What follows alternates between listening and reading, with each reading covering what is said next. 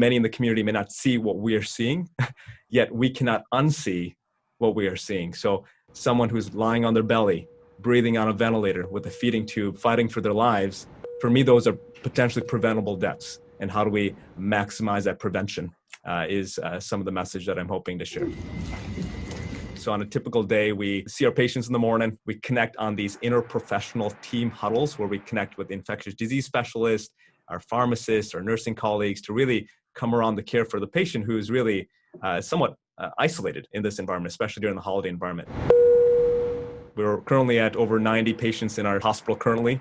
And so on a day-to-day basis on a service, I'm seeing about a dozen COVID patients. And then our teams we have 18 to 19 teams that are also seeing quite a bit of those percentages too. So we saw tracking probably 3 to 4 weeks ago when I think the exponential rise started happening. And we said, get our teams ready, let's operationalize our plans. And then also part of that is my role is to give hope and undergird our care teams to be ready and as healthy as possible during this time. So on that note, you do feel prepared for this? I do. People are emotionally and physically fatigued. There's a concept called the second victim effect. The first victim is the patient, right? With COVID during the pandemic. The second victim is our clinicians or healthcare workers suffering that emotional trauma. How is morale among your staff at this point? We've tried to bridge a little bit with peer support programs. We've had caring for caregiver programs for our clinicians, our nursing staff. It's taxing, worse than back in May. My hope is that during this time, we just band together. And that's what we have done multiple times. How long realistically, do you feel from your perspective that this surge will last? We've been tracking models and our inputs all somewhat aligned this time around so that the surge was going to be hitting at a peak right around Christmas. So trying to minimize that, and the governor's policies and decisions probably will change those inputs. And I think that Christmas time or before is the hope that the surge will start flattening.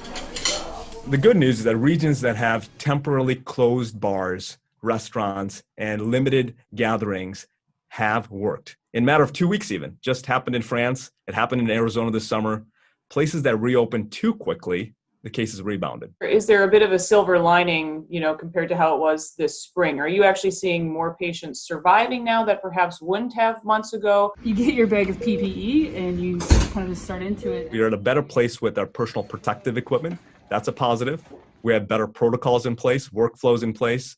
Our teams are more comfortable. The medications, they're not perfect. So the second surge, I think we're able to take on more. And we also have this hope that there's something coming on with our vaccines.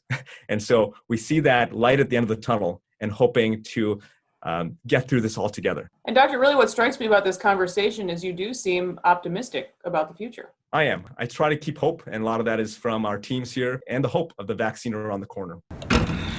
I know that our community can do this. The greater good is what we're about.